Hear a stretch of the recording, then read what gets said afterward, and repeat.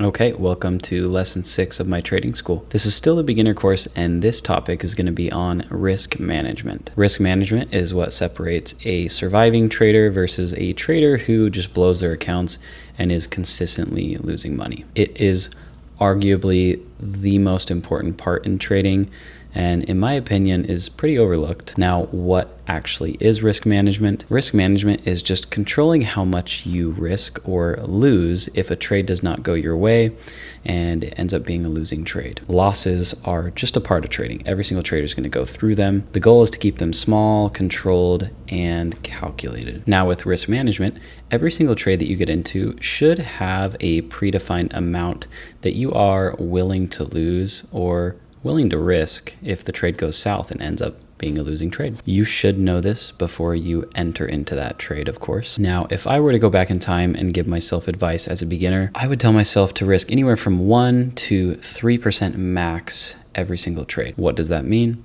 Well, if I lose that trade, the most of my account that I'm going to lose is 1 or 3%. And I'm going to pick one of those numbers, whether that's 1, 2, or 3, but that's a good comfortable range. Now, to use an easy example, let's say you have a $10,000 live account, and if you were to risk 1 to 3% of that account every single trade, your risk should fall somewhere between $100 and $300 every single trade. Professional traders think in terms of risk first, not profit. Now, I'm going to show you how to actually manage risk properly. When you enter into a trade, you can put something called a stop loss within that trade, which means if the trade goes south and is not going the direction you want to, as soon as it hits that level, it's going to exit you out of that trade. Now you can use that to your advantage, and you can actually become a risk manager. Now, here's your job as a risk manager. Let's say that you enter into a trade right here. And for example purposes, let's just say only risking 1% of that $10,000 account. So your goal is if your stop loss gets hit, you would not lose more than $100 or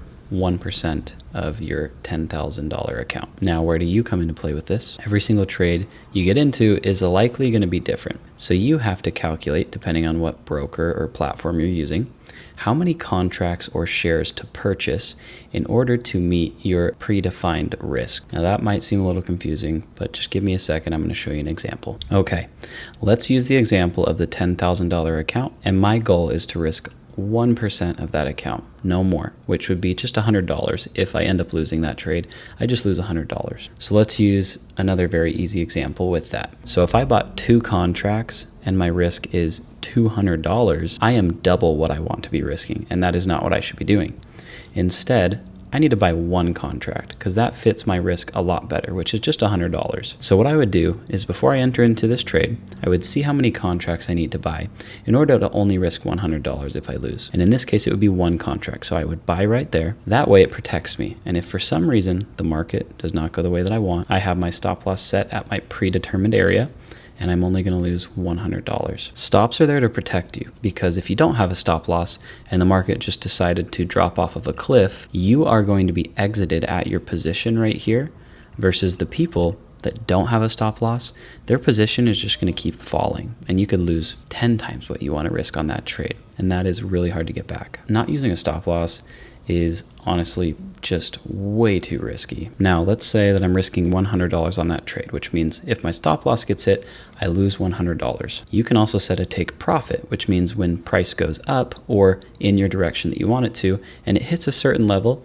it'll exit you out of that position in profit. Now, on average, my risk to reward, which means how much I risk versus how much I make, is around 2 times, which means I'm going to make $200 on most of the trades that I take. And again, because I am a proper risk manager, when I enter into the trade $100, it's either going to hit this stop loss and lose $100, or it's going to go up and hit my take profit, which would make me around $200. Now, this is pretty beneficial because if I'm making 2 times more than I risk on average every single trade, I don't have to be right a whole lot in order to make a good amount of money. Your winning trades outweigh your losing trades, which is a risk to reward topic that isn't really so much about this lesson, but I can cover that in other lessons as well. This is where beginners go wrong, is not being proper risk managers. They risk way too much every single trade and they blow their account extremely fast, and they just keep doing that cycle because they don't have proper discipline and a risk management plan. Staying static risk every single trade